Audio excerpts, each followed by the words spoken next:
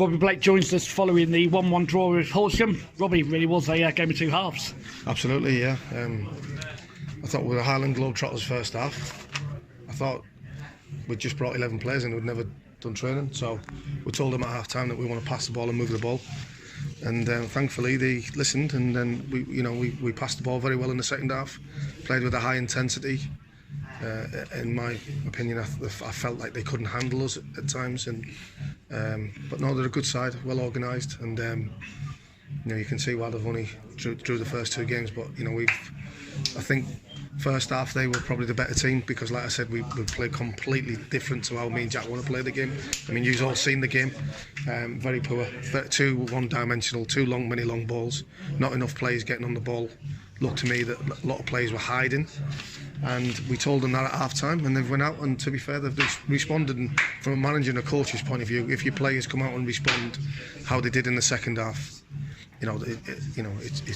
that's a satisfaction for us. But when we certainly at home, I asked the lads before the game to start with a tempo, play on the front foot, and we didn't do that. We looked lethargic, sluggish, and really lacking in a lot of confidence. And you've seen, completely different team in the second half, and what a finish. It's mad, isn't it? He scores a goal like that, and then we miss so many chances that are simple.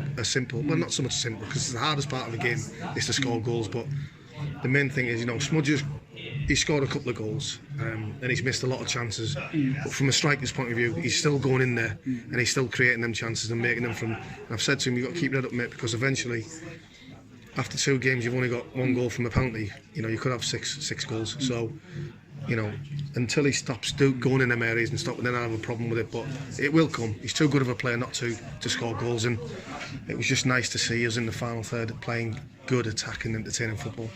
Do you feel, you've mentioned him there, do you feel that Dan Smith is a confident striker? And if so, how do you and Jack get the confidence in him to show the quality which he did have tonight? No, listen, not being disrespectful, you probably haven't been a striker. No. I was a striker, and if you score a goal, the confidence breeds, and you breed it, because it doesn't matter, you hold up play, you link up play, you play assists, it's still not the same as hitting the back of the net. And once you hit the back of the net, you feel that relief in you, and you feel as though you can go on and get 1, or you can go and get 2, you can go and get 3. So it will come with Smudger. And the pleasing thing is this is not being disrespectful, he's probably created or assisted in 15 chances already in 2 games. So that's a real pleasing point. If we were lugging balls up to him and we weren't getting no service to him, and he wasn't getting these chances, then that would be some time to worry. But it was just pleasing that we played the way we played in the second half, because I've got to be honest, guys, at half time I was absolutely dumbfounded at how we were playing. I couldn't believe it. It wasn't the side that bugged the play. We were just playing too many long balls, and they got severely told at half time that's not how I play the game. Do you think the first half performance was a hangover from the 3-1 defeat at Bishop Stortford? Listen, we played quite well at Bishop Stortford. They hadn't strung 2 passes together, or 5 passes together, given that, and we were 3-0 down due to individual errors. And luckily, we asked them to nullify that, and they did this. It's only 1 game, but what we asked them was to cut out their mistakes. Listen, we want to try and play football, but by no means do we tell them to play suicide football. And unfortunately, at times on Saturday, we played suicide football. Other than that 10-15 minute spell, we dominated the game. And in the second half, we looked like the team who was 3-0 up. So we can't keep giving teams a leg up. We must start better. And I think this team is a confidence team, and I think if we do get a goal first, it will change the complete complexion of the game. Talking of changes, it's been a change that has changed the game. It's come from you and Jack. You've brought on Terrell Mitford. What a goal it was, but it's a substitution that's changed the game. Yeah, but listen, you don't go and say it's me and Jack who's done that as a substitution. Listen, we had to make a change.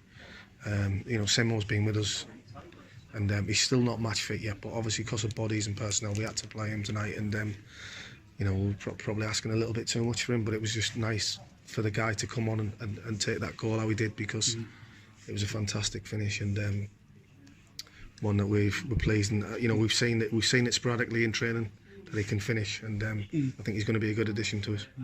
With the number of chances you created second half and the amount of pressure you had, a bit frustrated only to take 1 point, not 3.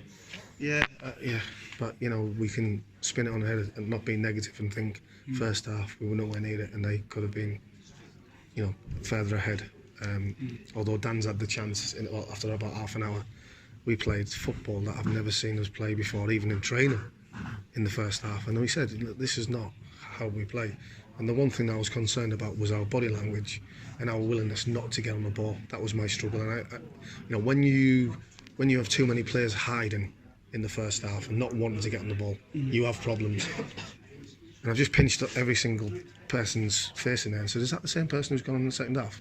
Because it's mad. And I hope the punters realise how much it tears your head up, because you see second half what we actually can do, and it doesn't matter if you're playing Horsham. No disrespect, Horsham, the top teams in the Harry and all these teams.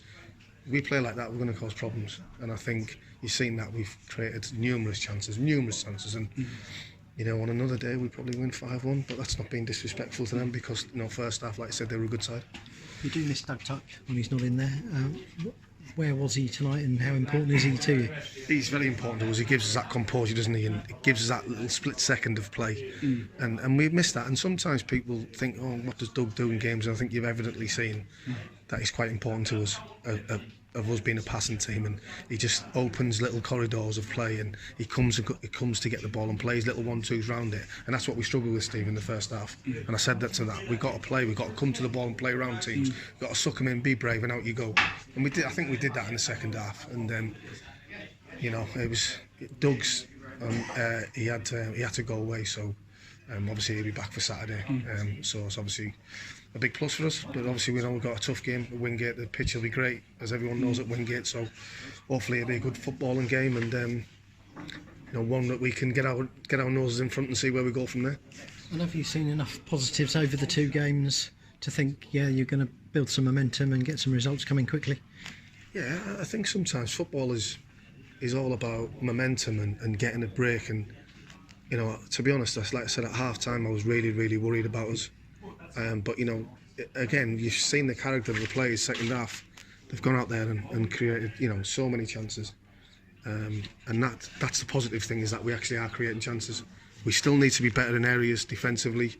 I think certain players in the defensive side of it are struggling at the minute, really struggling for confidence, it looks to me. Whether they agree with me, I'm not bothered about that. I see it. I think some of the other staff members see it. There's a couple of people in the back line that are struggling with confidence at the minute, and hopefully that'll turn around, because if not, we'll have to do something about it. I'd like to ask a couple of questions, or one question in particular, about two players who weren't here tonight, Haji Minoja and Bradley Lethbridge. Can we get an update on how close Bradley is to coming or not coming? Yeah, Bradley's been a bit frustrating because he's had a niggling thigh injury, which he can't get over at the minute, and probably due to Brad's own fault, he wasn't in the best of shape. So they have tried to get him into a suitable shape. So, what they class as whether he agrees or disagrees is another matter. His parent club tells him that he's not fit enough at the minute, and I think so much that he sort of tweaked his thigh a little bit.